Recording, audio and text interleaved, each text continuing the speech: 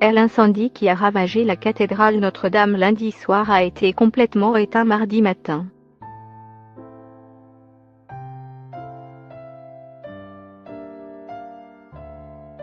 Déjà se posent des questions autour de la reconstruction de l'édifice.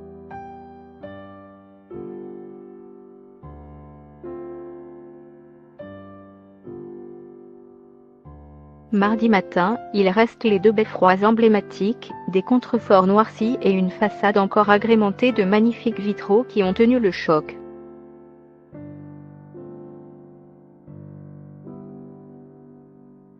La cathédrale Notre-Dame, ravagée lundi soir, jusqu'à tard dans la nuit, par un violent incendie, a également conservé une partie de sa voûte, son orgue et son autel.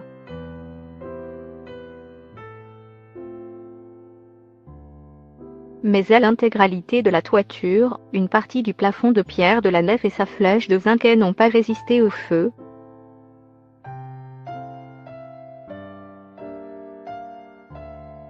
Venu sur place lundi soir, Emmanuel Macron a promis « Nous rebâtirons Notre-Dame parce que c'est ce que les Français attendent, parce que c'est ce que notre histoire mérite, parce que c'est notre destin profond ».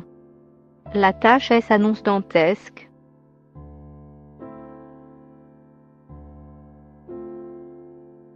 Que faut-il reconstruire?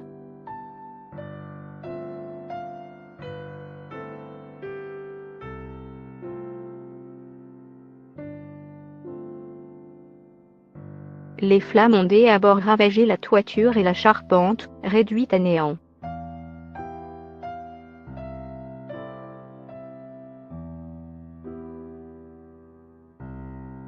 La flèche de bois et de zinc qui surplombait la cathédrale, ajoutée par Viollet-le-Duc au XIXe siècle, s'est effondrée.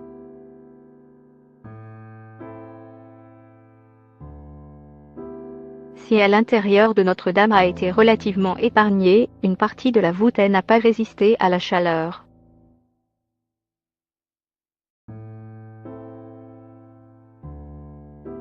Il va falloir consolider les voûtes et rebâtir une charpente, explique donc le professeur d'histoire médiévale Patrick Demouy au micro d'Europe 1 mardi.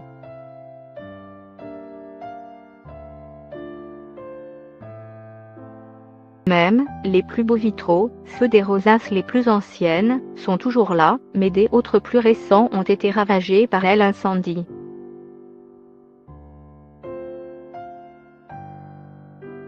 Le bilan matériel est dramatique, a résumé le porte-parole des pompiers mardi.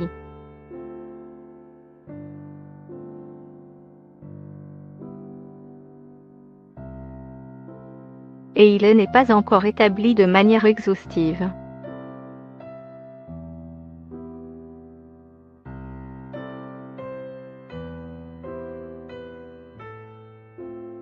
Il faut désormais s'attendre à de longues semaines d'investigation.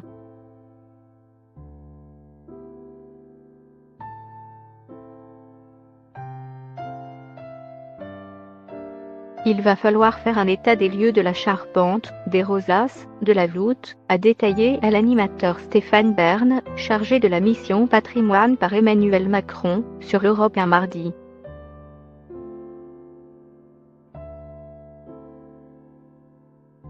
Ce même jour, les ministres Franck Riester Culture, Gérald Darmanin Comptes Publics, ainsi que le secrétaire d'État Laurent Nunez Intérieur et la porte-parole du gouvernement Sibeth Ndiaye, se sont réunis autour du Premier ministre pour préparer un plan de reconstruction.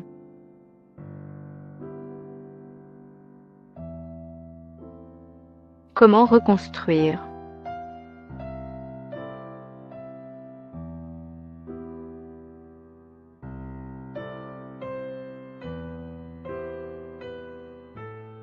Toute reconstruction pose la même question, faut-il tout refaire à l'identique?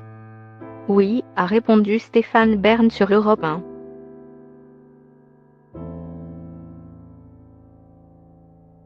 Il va falloir refaire la voûte, et bien sûr il faut la refaire à l'identique, il faut respecter les bâtisseurs de cathédrales. Mais pour Benjamin Mouton, architecte en chef de Notre-Dame de Paris, c'est quasiment impossible pour certaines parties de la cathédrale, notamment la charpente.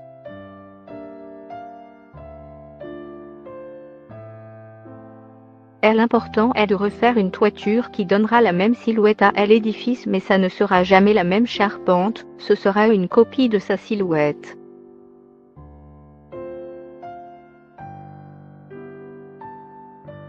Pour la cathédrale de Reims, détruite pendant la Seconde Guerre mondiale, l'architecte avait fait le choix de ne pas reconstituer une charpente en bois et innover avec une charpente en béton, rappelle le professeur Patrick Demouy.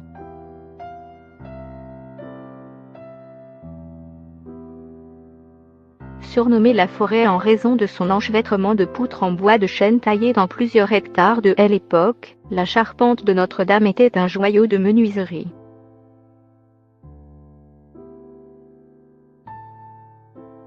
Il y a à peu près 6 ans, un relevé avait été fait, poursuit Benjamin Mouton.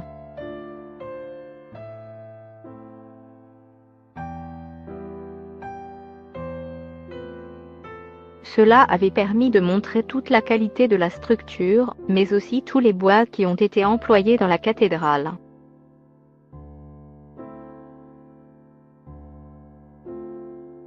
Il est évident que l'on n'aura jamais une copie aussi parfaite de ce qui existait.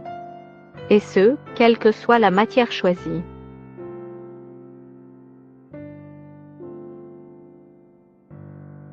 Mais pour s'en approcher le plus possible, les architectes devront s'appuyer sur les travaux de documentation.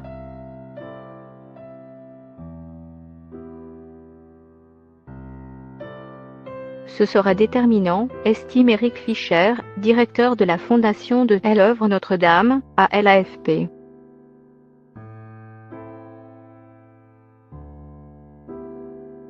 Les copies permettront aux architectes et aux entreprises de reconstituer au plus près à l'état actuel.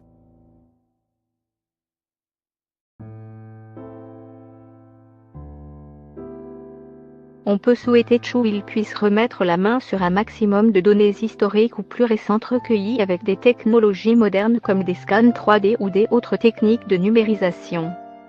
Une fois ces informations recueillies, Éric Fischer se dit optimiste.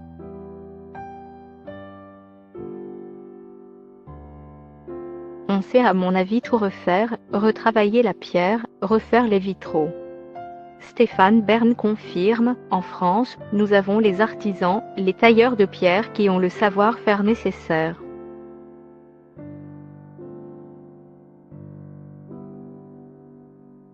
Combien de temps cela va-t-il prendre ?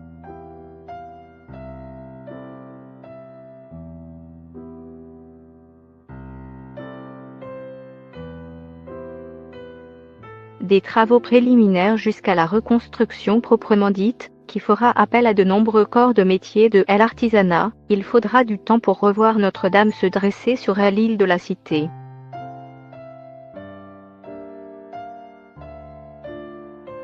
Difficile de dire combien exactement.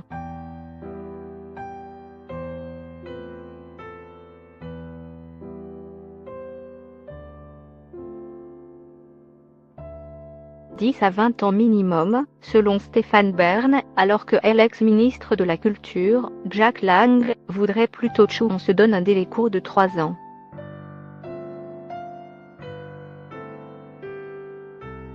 Éric Fischer, lui, avance des décennies à l'AFP.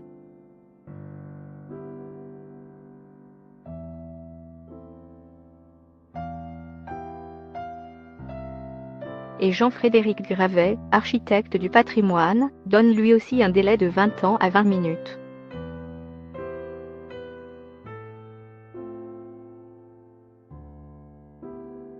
Ce temps dépend aussi des choix faits par les architectes.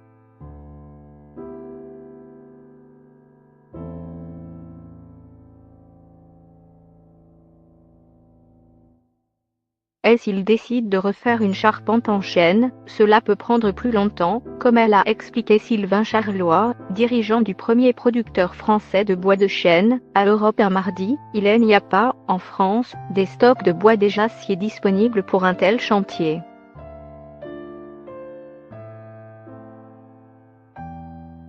Pour le constituer, il va falloir plusieurs années.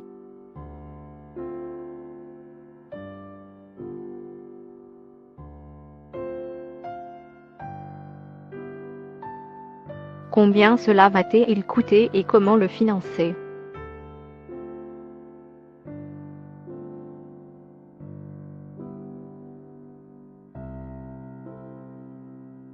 Là encore, difficile de donner un chiffre.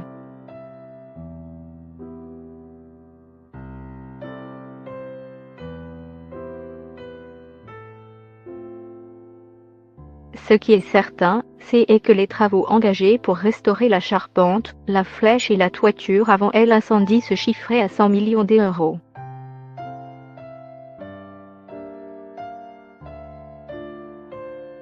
Ce sera donc forcément beaucoup plus.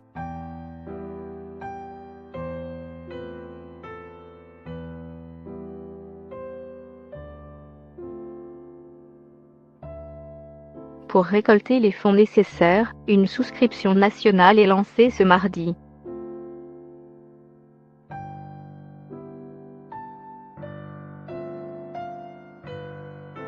La Fondation du patrimoine, elle, a organisé une collecte sur son site internet.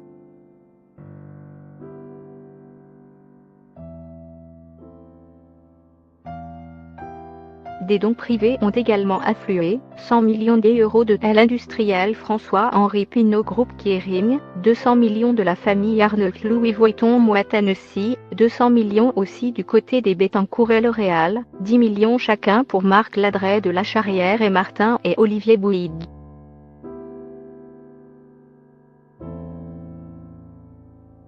Des autres devraient suivre.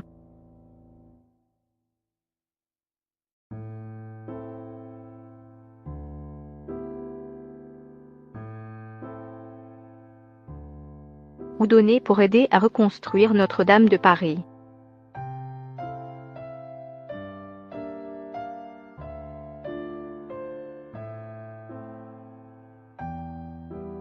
Du côté des collectivités, 50 millions d'euros ont été débloqués par la ville de Paris, 10 millions par la région Île-de-France, 2 millions par la région Auvergne-Rhône-Alpes.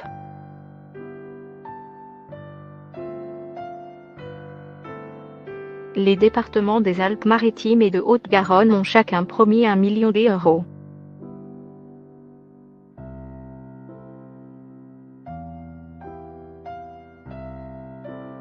Des départements et des villes plus petits vont aussi débloquer des sommes à la hauteur de leurs moyens, comme le Haut-Rhin, l'Eure, Cannes ou Nancy.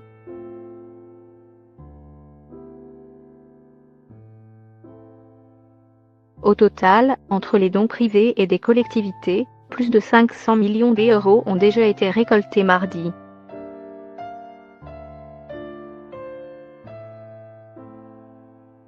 Il faudra y ajouter des dons en nature, notamment de la part de la filière bois, et du mécénat de compétences, c'est-à-dire le prêt des employés de groupes de BTP par exemple.